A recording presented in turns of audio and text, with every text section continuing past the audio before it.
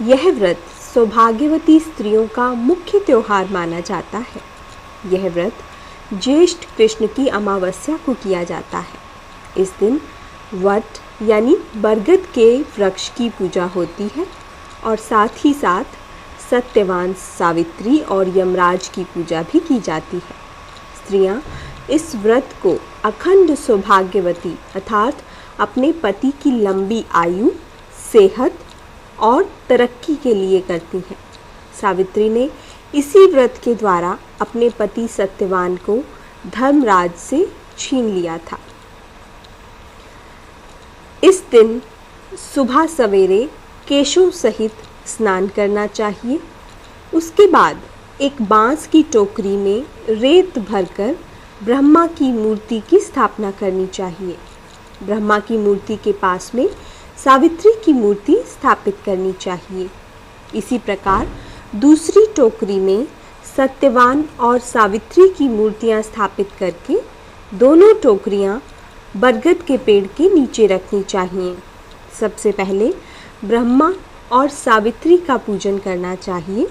उसके बाद सत्यवान और सावित्री की पूजा करें और वट के पेड़ को पानी दें।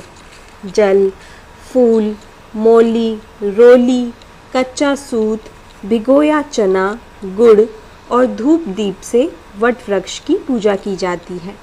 वट वृक्ष को जल चढ़ाकर उसके तने के चारों ओर कच्चा धागा लपेटकर 3 बार परिक्रमा करनी चाहिए।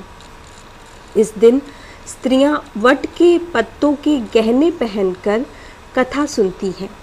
भीगे हुए चने का बायना निकालकर उस पर रुपए रखकर अपनी सास को देती हैं और फिर उनका आशीर्वाद प्राप्त करती हैं। यदि सास दूर हो तो बायना बनाकर वहां भेज दिया जाता है। वट तथा सावित्री की पूजा के बाद पान, सिंदूर और कुमकुम से सुहागिन स्त्री की पूजा का विधान भी कई जगहों पर है। पूजा की समाप्ति के बाद ब्राह्मणों को वस्त्र तथा फल आदि बांस के पत्ते में रखकर दान करना चाहिए। यदि आपके आसपास कोई वट यानी बरगद का पेड़ नहीं है तो दीवार पर वट वृक्ष की तस्वीर लगाकर पूरी श्रद्धा और आस्था से पूजा करें। इसके बाद वट सावित्री की कथा सुननी चाहिए।